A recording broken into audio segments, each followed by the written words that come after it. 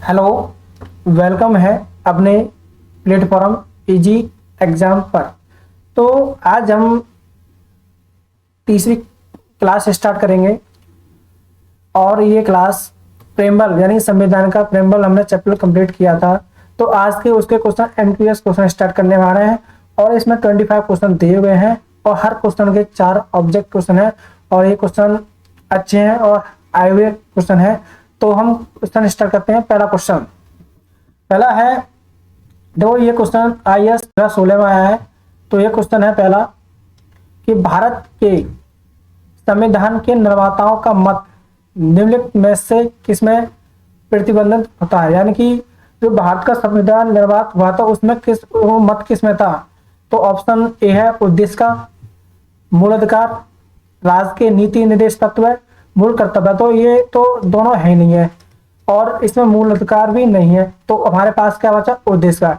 तो भारत के संविधान के निर्माता का मत निम्न में से प्रतिबंध होता है कौन से उद्देश्य का से होता है। ऑप्शन नंबर 2, क्वेश्चन नंबर 2 पे आते हैं। क्वेश्चन नंबर 2,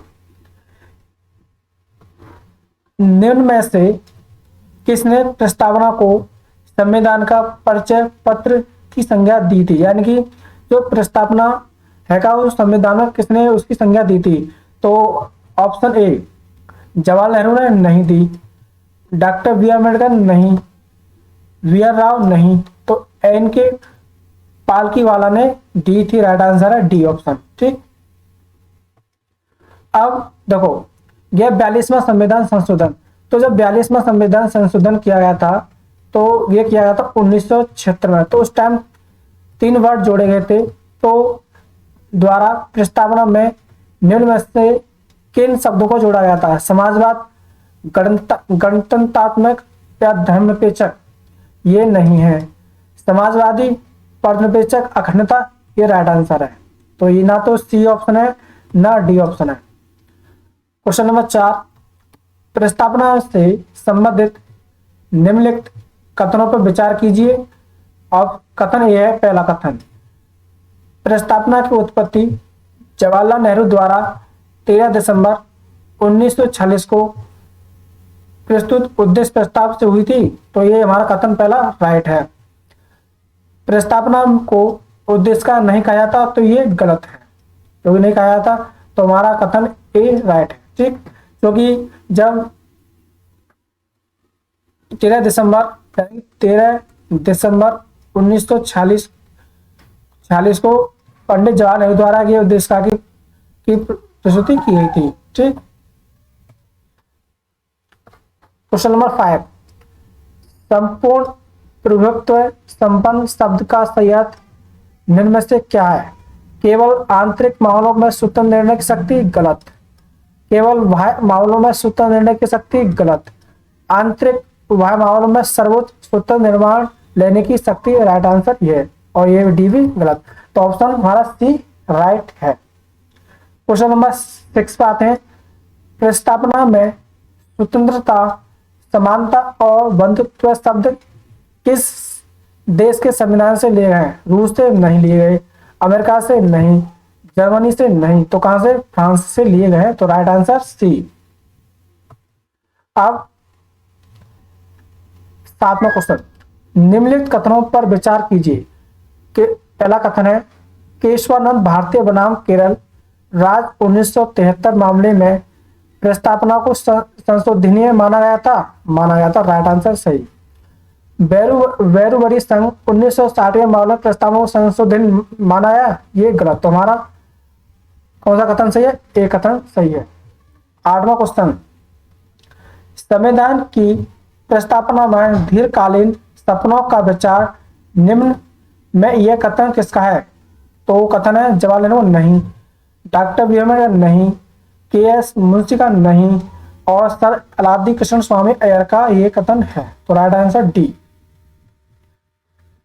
क्वेश्चन नंबर 9, प्रस्तावना से संबंधित संविधान संशोधन कब किया गया था। 44 में नहीं करोगे, 61 में नहीं, 69 में नहीं, तो 42 में संविधान संशोधन किया गया था। 10वां है, न्याय में सम्मिलित सभी पक्ष सामाजिक, आर्थिक, राजनीतिक भारतीय संविधान में किस शब्द से ग्रहण किए गए हैं, यानी किस किस देश से ग्रहण किए गए हैं? फ्रांस से नहीं किए गए, अमेरिका से नहीं, जर्मनी से नहीं, तो फ्रांस से किए गए। अब क्वेश्चन नंबर 11, क्वेश्चन नंबर 11, राजनीतिक लोकतंत्र तब तक स्थायी नहीं बन सकता जब तक कि उसके मूल में सामाजिक लोकतंत्र नहीं। उस उक्त कथन किसका है? वी.एन. राव का, डॉक्टर बी अम्बेडकर का, जवाहरलाल नेहरू का, या सरदार वल्लभ भाई पटेल? तो डॉक्टर बी अम्बेडकर है। ठीक, राइट आंसर बी। 12वां, विधि और स्वाधीनता के बीच उपयुक्त संबंध को निम्नलिखित में से कौन प्रतिबंध करता है? यदि विधि अधिक होती है तो स्वतंत्रता कम होगी, गलत। यदि विधि नहीं है तो स्वतंत्रता भी नहीं है, तो ये राइट आंसर है। अब 13वां क्वेश्चन, 2000 भारत में निम्न में से समाजवाद के किस स्वरूप को अपनाया गया है? तो लोकतांत्रिक समाजवाद को अपनाया गया है। 14वां क्वेश्चन, भारत में लोकतंत्र कौन सा स्वरूप है? अप्रत्यक्ष लोकतंत्र है।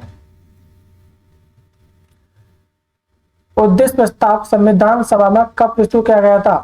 तो 13 दिसंबर 1946 को किया गया, पंडित जी जवाहरलाल नेहरू के अकॉर्डिंग किया गया था। 16वां क्वेश्चन, भारतीय गणतंत्र 26 जनवरी 1950 को सही संवैधानिक वस्तुस्थिति क्या थी जब संविधान लागू किया गया था? तो लोकतंत्र गणराज्य था, गलत। संपूर्ण सभी समान धर्मनिरपेक्ष लोकतांत्रिक गणराज्य, गलत। संपूर्ण सभी समान लोकतांत्रिक गणराज्य था। ये पीसेस बेंस 2009 यूपी लोअर सब प्री 2008 में आया हुआ क्वेश्चन है। 17वां क्वेश्चन, निम्नलिखित शब्दों में से कौन सा शब्द सन 1975 में भारतीय संविधान की प्रस्तावना में सम्मिलित अखंडता है? यूपी पीसीएस 2006 में आया है मेंस में ये क्वेश्चन, तो इसका राइट आंसर है डी, यानी कि अखंडता। 18वां क्वेश्चन है, निम्नलिखित में से कौन भारत को धर्मनिरपेक्ष राज्य वर्णित करता है? मूल अधिकार नहीं करता, 9वीं सूची नहीं, राष्ट्रीय नहीं, संविधान की प्रस्तावना करती है। तो 2020 मेंस 2005 में हुआ क्वेश्चन है।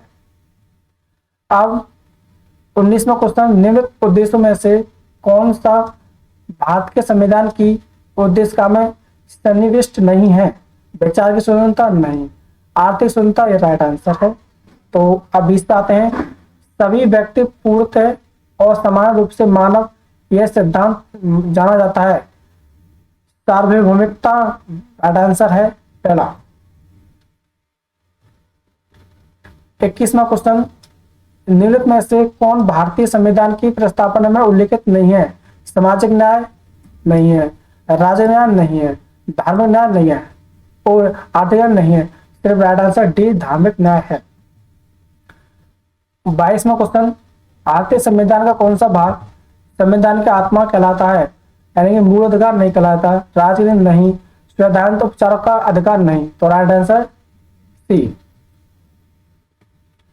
अब निम्नलिखित विवादों में से किसमें सर्वोच्च न्यायालय ने प्रस्तावना को भारतीय संविधान के मौलिक संरचना का भाग नहीं माना? नहीं, वेरुवारीवाद, ये राइट आंसर नहीं है, गलत है। के.एन. गोपालवाद, ये भी गलत। प्रिवी परिषदवाद, ये भी गलत। केशववाद विवाद माना गया था। ये पीछे 2014 क्वेश्चन है। भारत के संविधान के उद्देश्य में कितने प्रकार के न्याय की व्यवस्था की है? 3 प्रकार की है, आर्थिक न्याय, सामाजिक न्याय और